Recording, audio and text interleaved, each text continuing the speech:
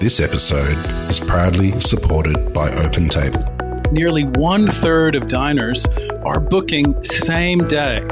So they're making those decisions on the spot. And 10% are making their bookings within just a few hours. And so it's why it's so important to have booking software like OpenTable, which allows your diners to discover you. And so when restaurants are on platforms like OpenTable, they're much more likely to be discovered. We help diners to connect to restaurants. Ultimately, having technology, using technology, helps you to reattach to those diners. Experience the power of OpenTable. For an exclusive offer, visit restaurant.opentable.com.au/DITW. This industry has taken a lot from me, personally, from friends to relationships to everything, it's one of those industries that takes so much from you and gives you back just a little, just enough to keep you in love, It's really, I don't know. It's hard to describe. This is the Deep in the Weeds podcast. I'm Anthony Huckstep.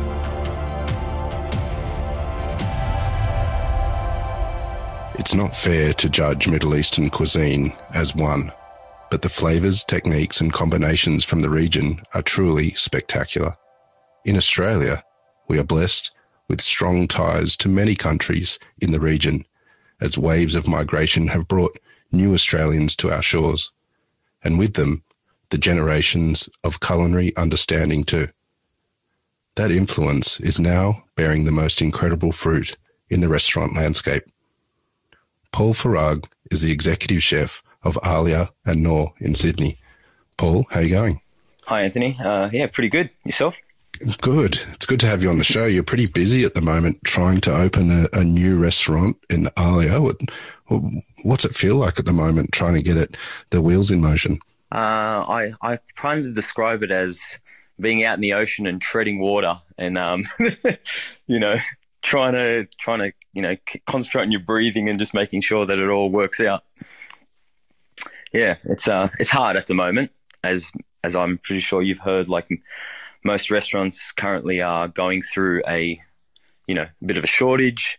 We've just come out of a 4-month lockdown and people are just gagging to get out and, eat and drink and be merry. And it's sort of, we're sort of coming at full capacity without much support from, our teams but we're trying our best at the moment.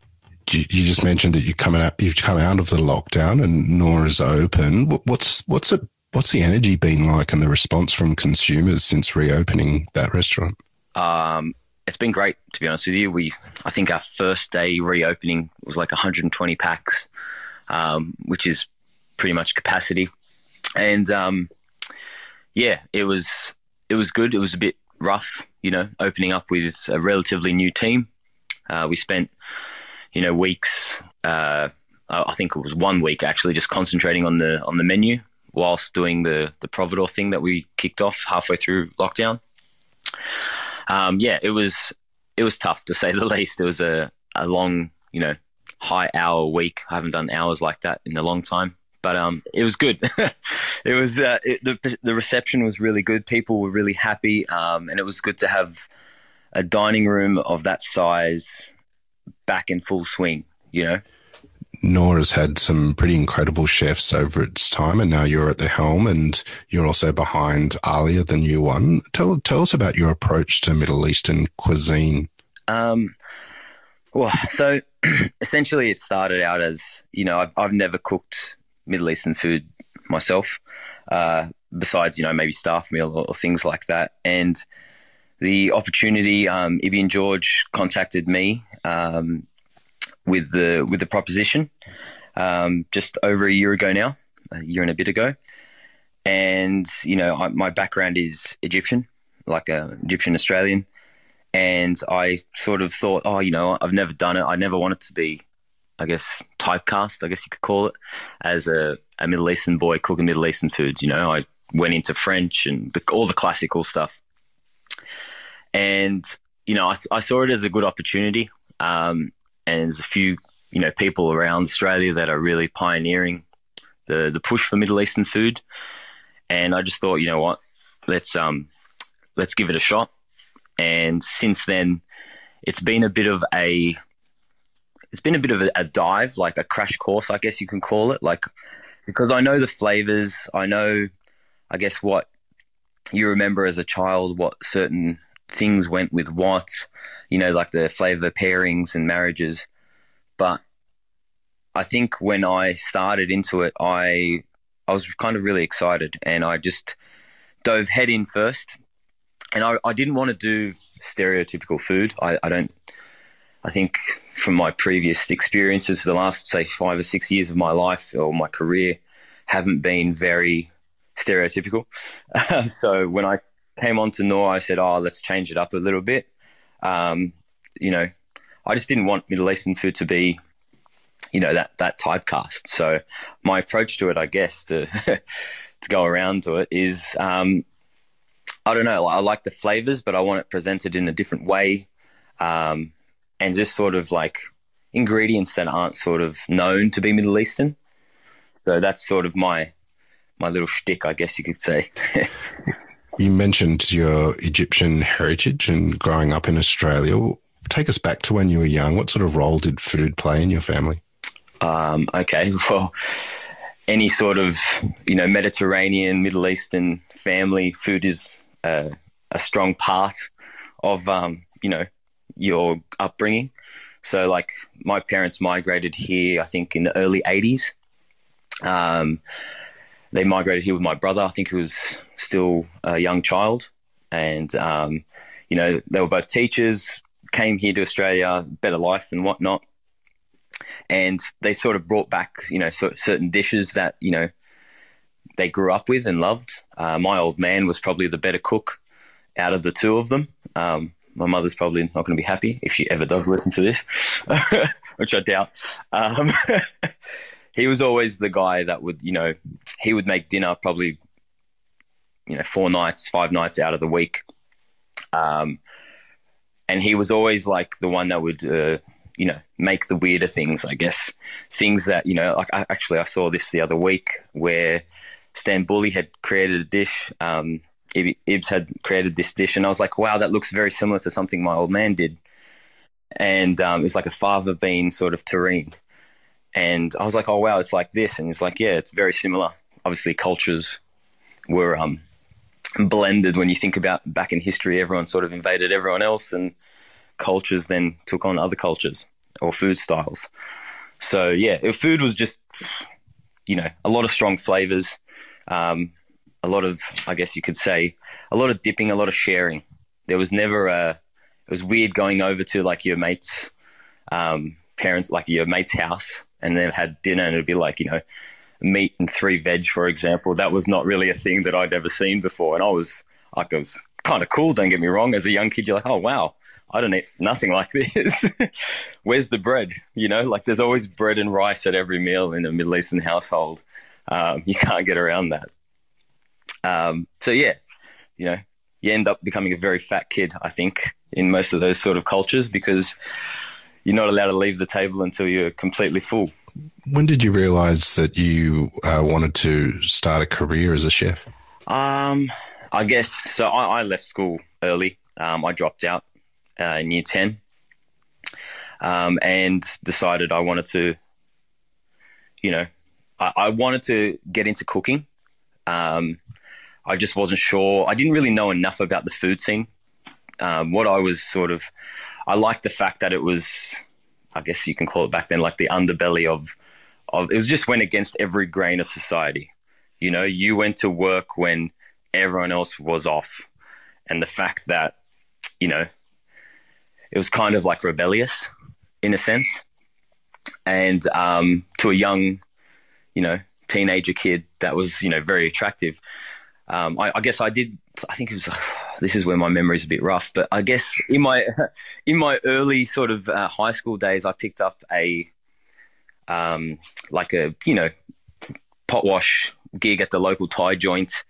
And, I loved every second of it, like elbows deep in this deep sink, scrubbing out pans and helping the chef, create like chop up things throughout the prep time. And it was like really fun. And at the end of the night, he would cook up a meal and then, sneak me, like, give me a beer and stuff. And that was amazing, as a young kid. Not that I encourage underage drinking, but, just retelling it how it is. So from there, I guess I loved it. I have found an interest into it. And then I think I picked up another job working at a coffee shop. And then the chef walked out one day and then I put my hand up to jump in. And I won't actually name the cafe because it wasn't very good food. It was all like, there was no stovetop. It was a conveyor belt pizza oven and a microwave. And you would just basically, cook eggs in a microwave, things like that. It's not the glamorous side of the world, but hey, it was an eye opener. I guess then it got time to drop out of school, and I was, unsure of how to go about an apprenticeship, and I don't know, just really naive about the whole process. And I dropped out. My brother at the time, and just sort of helping him out at the workshop, doing things. He had a customer that had a restaurant in Randwick. And so I basically said, yeah, no worries, I'll start working with you. And funnily enough, come full circle years later, I live right around the corner from that restaurant, which is no longer a restaurant. It's actually a supermarket. But like, it's funny, like, it's just funny how you sort of remember these little things and where life takes you, I guess. But yeah. For some of your apprenticeship, you worked with Michael Moore at the Summit restaurant. Do you have any stories of that time? I saw Michael not long ago, so I don't know how much I could say. No, that was probably my real forte, my real foray into the cooking world, I'd say. At the time, I was pretty blessed to go to TAFE, and I had a really close teacher who I still speak to this day. And he sort of guided me and told me, hey, you're 17 years old, you think you're king shit or whatever, you think you're running the show. And I did, like there was girls, like I had a girlfriend. I thought I was king of the world, And he told me, he goes, mate, there's a whole world of cooking out there. And he showed me like food from around the world and all these other restaurants. Like I think he was the person that showed me the French Laundry cookbook. And it sort of changed my view. And so I thought, I should probably get out of this. Like I'm a bit too comfortable and go into something a bit harder. So I think there was a job going at the Summit back then. It was called, and now it's called the O-Bar, but same sort of, same space, the revolving restaurant in Australia Square. And basically he, got a job as an apprentice chef, jumped onto larder. Back then, you'd have 4 people on larder. And to me, that was like, it was actually a pretty cool learning experiences. Like I laugh about it now with like some of my guys in the kitchen, like learning how to make chlorophyll paint and painting martini glasses. Just little things like that, I remember, I think pastry was opposite larder, and they used to make this puff pastry twirl around a cream horn mold. So it was like a little spiral, and they'd hang that off the martini glass, and all of these little, I guess you call them naff now if you saw them, but they were kind of cool to a young, teenager. And it was a wild kitchen. I got to experience many firsts in that kitchen, I guess you could say. I'm not sure how much I can say on this podcast. But yeah, it was good fun. And I got to meet some really good people. Like Andy Bowdy was the pastry chef at the time, who we ended up living together through that relationship whilst working there. So it was just it was a big cover restaurant. You do 300 covers, and it was, big team. It was good, like big days, stuff like that. But it was still, it was part of my sort of growing up, I guess you could say. And now I think I did a couple of years there and decided to move on. Where did I? Yeah, I went for a job at Balzac with Kempy, and at the time, I think his head chef said they weren't looking for anyone. This is back when, you know, you had to fight to get into a kitchen, where now it's the complete opposite. They're begging you to come into their kitchen. Were there any lessons or advice that you took from your time with Michael Moore? Yeah, I'd say it was good to learn how a big brigade works like that. And it's back when a time where, you know, you had big brigades and there was a sense of discipline, you know, chain of command. You know, there was like a chef de partie would run larder, for example, and then he would have a commie and then an apprentice, you know, things like that. There was a bit more of a structure to how the kitchen would run. And you don't really see that in Australian kitchens. I think that's because of, you know, labour shortage and cost as well. You've worked with some pretty incredible chefs, Colin Fasnage, Brent Savage, Josh Nyland. What's been the real key moments that have taken you on the path that you're on as a chef? I guess the Four in Hand is the one I fell in love with, I guess. I always loved that pub, and I loved what it meant to me in my life. You know, I left the Summit to work with Fass, you know, and it was through Warren Turnbull that actually put me onto Fass, and that's how I got the job. I went in for a trial one Thursday morning, and then we sat down in the pub, and he's like, okay, cool. So when do you want to start? I was like, next week will be good. And he's like, no, it's all right. Just start tonight. Little did I know that he had no one on the garnish section that night, so it was me. Didn't really know the menu. I just done a trial, you know, like you don't really know what the hell's going on. And and that was trial by fire, I guess. And and then I got to witness some of Colin's best moments, as I like to call them. But yeah, and I still have a relationship with Colin still to this day. I worked for Colin for, I think, a couple of years back then. And then he was a very pivotal, like almost a mentor, I'd say, you know, in my career, and still someone that I can call up and ask for advice, you know. What was it about with your time there at Four in Hand that was so important to the building blocks of your career? It was like a pirate ship, to be honest with you. That's probably why I fell in love with it. I think many of us still call it the old pirate ship.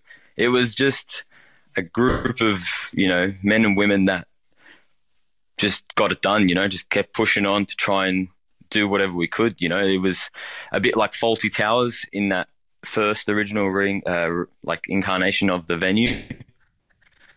You know, it was like a disjointed, you know, multi-leveled two-core room. Like, it was just a bit all over the shop of how it was put together, but it worked and it was great. And it was just, you know, we were doing something that was, I guess, very unique to the Sydney dining scene at the time, and to young chefs, you know, like we were breaking down whole pigs, like just utilizing, you know, that whole nose to tail philosophy. You know, I guess that's where my love of butchery first started. Like just breaking down animals it's just very therapeutic to me. It might sound like I'm a serial killer or something like that, but yeah, you might get into a different genre on the podcast, Huck. But basically it really, I found something, you know, therapeutic about it. I loved trying to utilize as much as we could. We were very clever with how, you know, food costs run and how, you know, to make the business money, you know, like you'd get this amazing Blackmore corned beef, you know, cut out a perfect square out of it for a dish for the restaurant. But then there was trim that would used into like all of these things that up until that time I hadn't really seen. It was just a clever kitchen, you know, the way we utilized, you know, every bit of trim, I guess you could call it. You know, like the corned beef would go from like basically you cut a square out of the corned beef, this Wagyu corned beef from Dave Blackmore, and then all that trim will then get used in the pub menu for a pot of pho. You know, like the utilization of every cut was something that I hadn't seen, and a lot of restaurants don't do, I guess. And I guess Fass was very good at that and taught me that. How different was it moving to a kitchen like Monopole compared to your time at Four in Hand? It took a bit of adjustment. So I guess I worked at Bentley first. So I came on board to Bentley and did, you know, a trial and decided it wasn't maybe for me. But Brent, being a very clever chef and chef owner, sort of kept me, you know, close to his reach and kept me in the family, I guess. And so I ended up doing casual work for Brent for about 9 months at Bentley. So yeah, it was good. Don't get me wrong. It was an eye opener. I'd never done that style of food before. And I really got into, you know, using the textura products and all these hydrochlorides that help you cook in a certain way and can create certain dishes and presentation. So that's something I'd never done before, really. And it was really good to learn and be a part of that family, you know. And I still speak to a lot of those boys, and it's you know, we've all sort of spread out. A lot of us have gone on and done their own things, but I think it was Brent's an integral part of the Sydney dining scene. I guess you can't deny that. He's brought up a lot of younger fellas, younger chefs, and taught them a lot of things that you see now in other restaurants. But yeah, then going on to Monopole was probably the smallest kitchen I've ever worked in.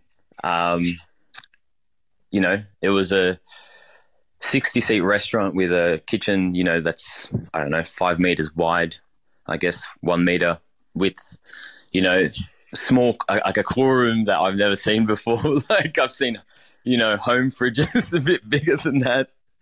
But we made it work, you know, like, and you know, like we could do, you know, 2 sittings of 60 covers or something. It was like, I think Valentine's Day there, I remember we're doing 120 covers, and that's a lot for a tiny little kitchen with, you know, 4 or 5 guys in a line, you know, busting it out.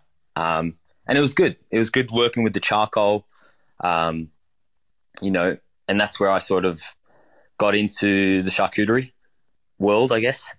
I really developed a passion for charcuterie.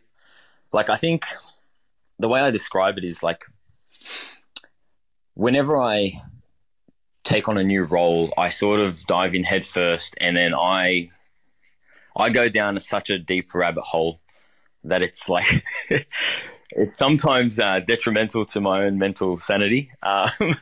Like, yeah, I don't, like, you know, when I don't sleep very well, and I start thinking about weird things, and I come into work and I'm like, hey, we're going to do this. And they look at me like, what's wrong with you? You obviously haven't slept, or you polished off a bottle of red last night or something like that.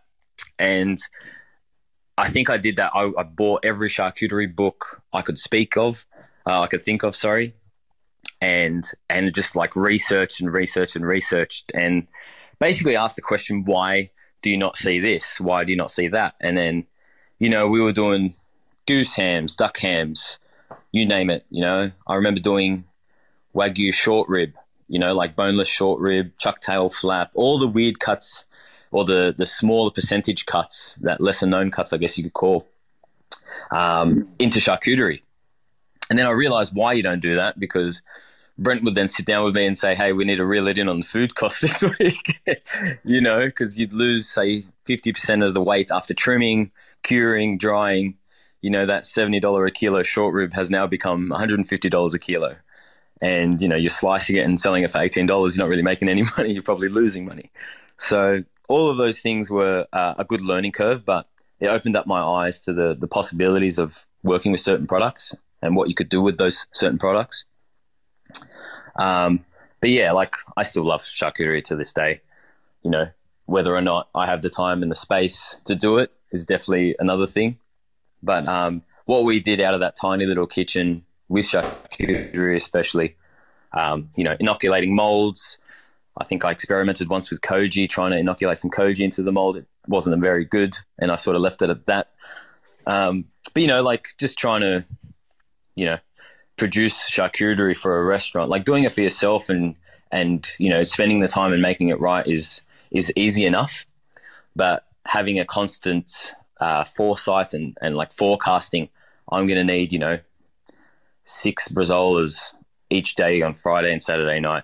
You know, it's going to take me 6 to 12 weeks to produce that. Okay, I need a forecast. You know, things like that was it got me into I guess it led me into my following role when I was talking about, you know, like seeing into the future in production of something, you know. Well, that future role was with Josh Nyland at the fish butchery, which really opened up so many people's eyes about nose to tail or nose to scale, if you like. Tell us about the fish butchery and what sort of influence it had on your career. I guess, you know, that business model has changed the way almost every chef in the world works. It definitely changed the way I work. It changed the way we all think. I remember meeting up with Josh in the site when it was still the hairdresser's joint, and the dry store that is, as it's known now, was like a mural of like just different colors and paints and things like that.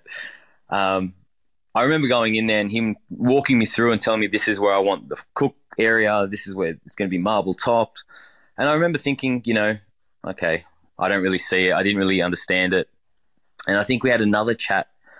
And I think how he sold me on the concept was, he said to me, I know that you've done whole pigs, you know, you've done charcuterie with Monopole. He's like, whatever you can do to a pig, I reckon you could do to a fish. And me being a little bit stubborn or egotistical, whatever you want to call it, I said, yeah, you know what, challenge accepted. And I saw it as a opportunity to, you know, see what I could do and push my boundaries. And that's what, like, I guess the role was sold to me as, like, you know, running a shop that could bend everyone's mind with what we could do. And yeah, I guess we achieved that. Is there a moment or a process that really changed your mind and turned the page for you in regards to fish butchery? Listen, I believed in the product very early on. You know, like just talking to Josh and that whole spiel and everything like that got me on board. And I took that and ran with it pretty much on my own. Like I said to you, like I sit at home and I'll run with an idea till I exhaust the hell out of it. Now, when we first opened that shop, we had no idea what we were doing, to be honest with you. It was pretty much 4 of us, you know, not really understanding how a retail shop works. We had front of house people. We just didn't know. You know, we were all chefs. We were used to restaurants, you know, front of house teams and whatever. And after a while, we slowly figured out that, you know, it didn't work, I guess. So we had to just change up the model and go, okay, get rid of these front of house people, because what are they there for? They don't really know the product as well as the person they were speaking to. And then it became like a couple of us you'd come in, you'd speak to sort of the guys running the show or the shop, and they would know about the product. They could guide you through your, you know, hey, I want to cook this. I want to have this dinner party. And, you know, everyone's used to eating snapper, flathead, the same sort of 3 fish that everyone eats. And we were like, hey, hold on, there's Alfonsino. We've dry aged it. We've done this. Or, you know, like it became that, that was probably the most fun of like saying, hey, I've just done some weird things to this fish. Come and have a look at this, you know, like here, this will really wow your dinner guests, you know? Yeah. Given your inclination to really dive head first into projects and explore them in such detail, tell us about Aalia and the deep dive that you've done to explore what you'll be doing there. So the idea for Aalia, within, I think, 3 months of me working with the fellas at Nour, the site had been taken on by the guys and they were like, hey, we want to do something here. And it went down this road of, you know, kind of like a Middle Eastern seafood restaurant.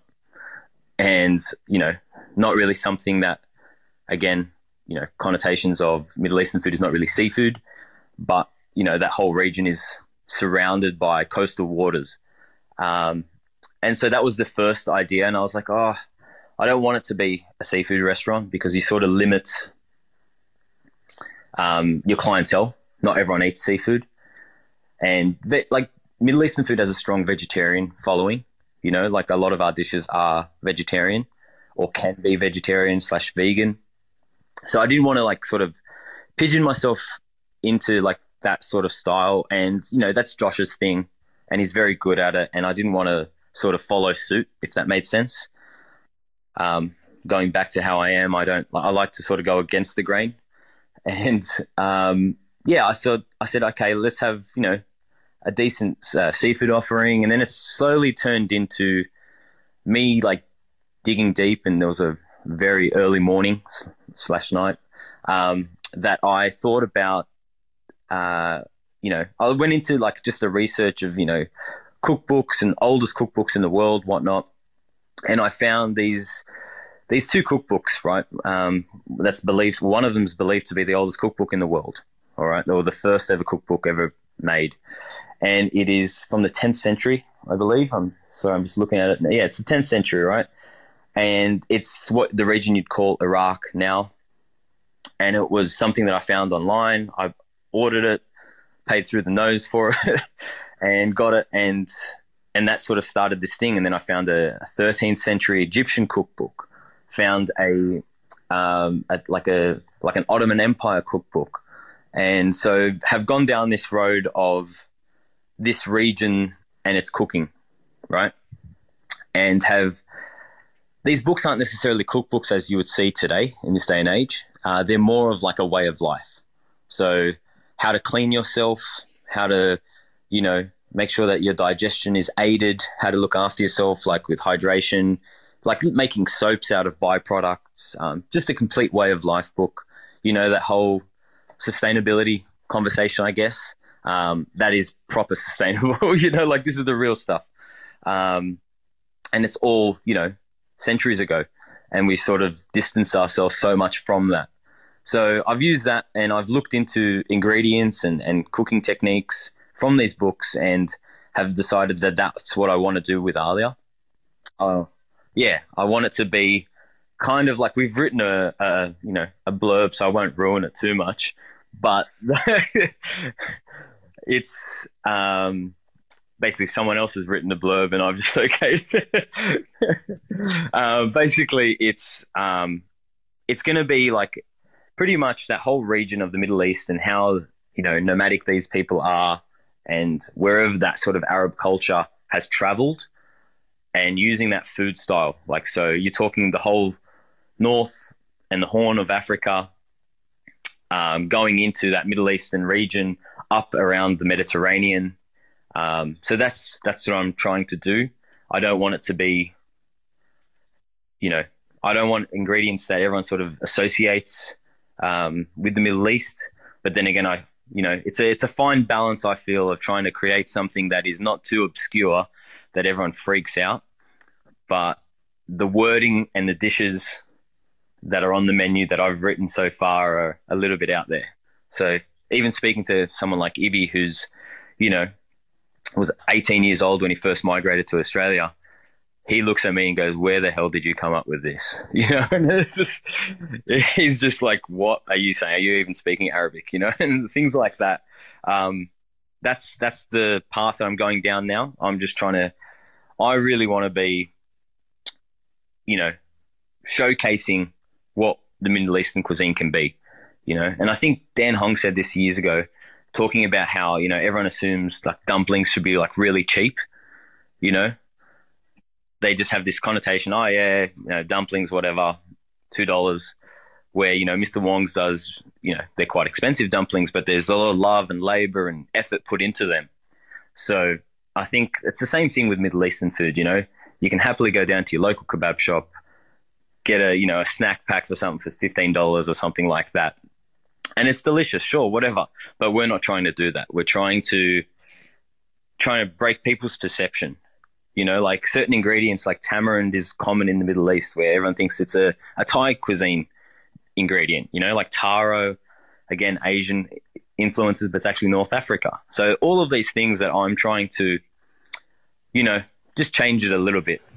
COVID has been a bit of a challenge and delayed the project a little bit, but you're not too far away from opening the doors. What are you most looking forward to as you step into the role and Aalia takes full flight?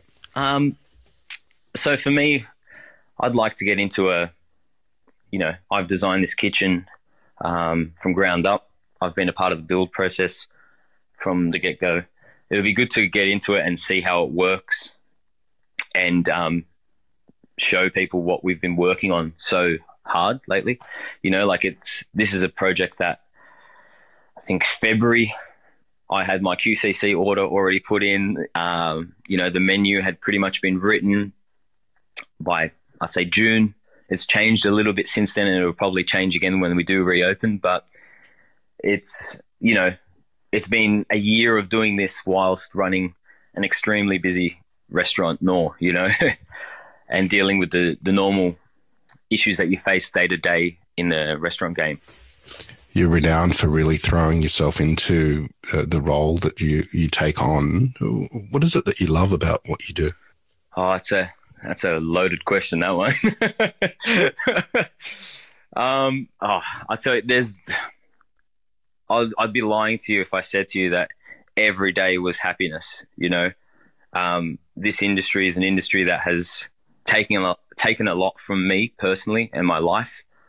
But it's not, I don't know, it's a love-hate relationship to describe it. You know, when I left Monopole, I had decided I didn't want to cook anymore. You know, I was just, I decided I wanted to take a break. I wasn't ready to keep going. You know, I'd had offers to go be the head chef of so-and-so, and I just sort of kept denying them. I just didn't want to do it. So I thought, the fish world would be great. So jumped into the fish world, and it was great, you know, but certain things, it wasn't the same. It wasn't the same sort of, I guess, satisfaction or gratification that you get from, I guess, serving people, like actually them eating your food. You know, like I still have a very good following, I guess, of locals in the Paddington Woollahra area, you know, and a lot of them have followed me over to Nour.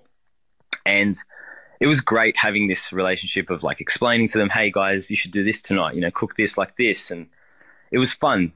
Even the master classes that we used to do, Josh and I, you know, they were probably the things that I enjoyed the most.